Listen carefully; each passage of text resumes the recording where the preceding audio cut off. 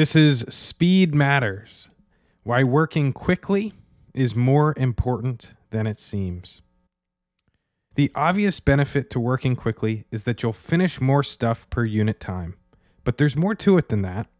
If you work quickly, the cost of doing something new will seem lower in your mind, so you'll be inclined to do more. The converse is true too. If every time you write a blog post it takes you 6 months, and you're sitting around your apartment on a Sunday afternoon thinking of stuff to do, you're probably not going to think of starting a blog post. It'll feel too expensive.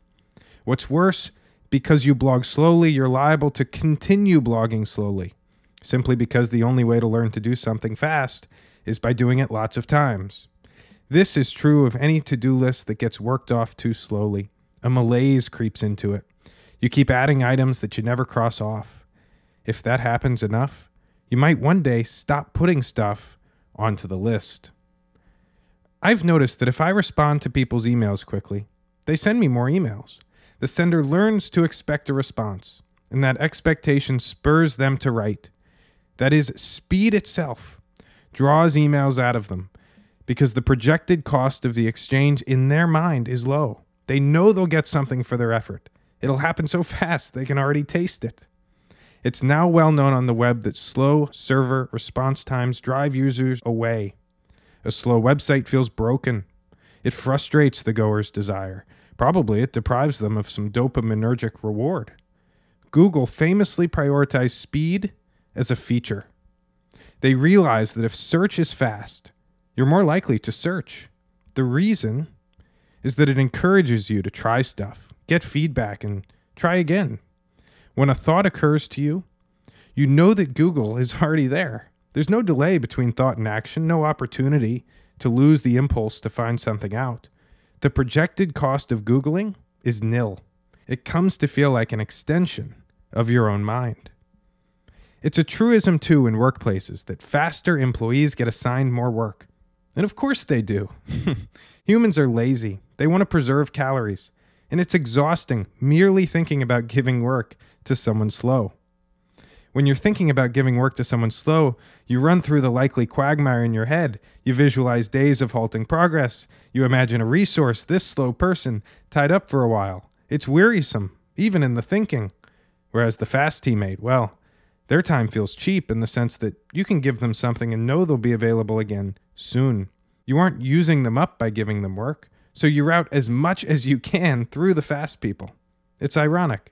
Your company's most valuable resources, because they finish things quickly, are the easiest to consume.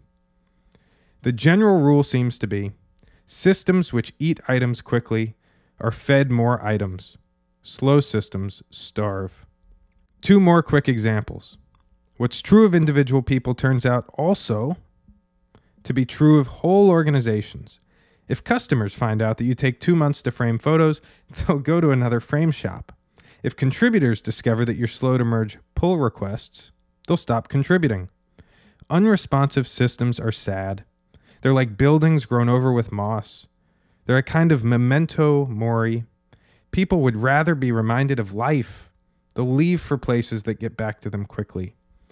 Even now, I'm working in a text editor whose undo feature, for whatever reason, has suddenly become slow. It's killing me. It disinclines me, for one thing, from undoing stuff. But it's also probably subtly changing the way I work. I feel like I can't rely on undo. So if I want to delete something, but think I might want it later, I'm copying it to the bottom of the file like it's the 1980s. All this because undo is so slow that it might as well not exist. Undo when it's fast is an incredible feature. At any moment, you can dip into the past, borrow something, and zip back. But now it feels like a dead end. Part of the activation energy required to start any task comes from the picture you get in your head when you imagine doing it. It may not be that going for a run is actually costly, but if it feels costly, if the picture in your head looks like a slog, then you will need a bigger expenditure of will to lace up. Slowness seems to make a special contribution to this picture in our heads. Time is especially valuable. So as we learn that a task is slow, and a special cost accrues to it, whenever we think of doing the task again, we see how expensive it is and bail. That's why speed matters. The prescription must be that if there's something you want to do a lot of and get good at, like write or fix bugs, you should try to do it faster.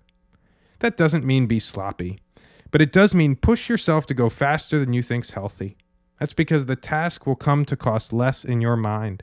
It'll have a lower activation energy, so you'll do it more, and as you do it more, as long as you're doing it deliberately, you'll get better. Eventually, you'll get both fast and good. Being fast is fun. If you're a fast writer, you'll constantly be playing with new ideas. You won't be bogged down in a single dread effort, and because your to-do list gets worked off, you'll always be thinking of more stuff to add to it. With more drafts in the works, more of the world will pop alive. You will feel flexible and capable and practiced, so that when something demanding and long arrives on your desk, you won't back down afraid. Now, as a disclaimer, I should remind you of the rule that anyone writing a blog post advising against X is himself the worst Xer there is. At work, I have a history of painful language projects, and I usually have the most overdue assignments of anyone on the team. As for writing, well, I've been working on this little blog post on and off, no joke, for 6 years.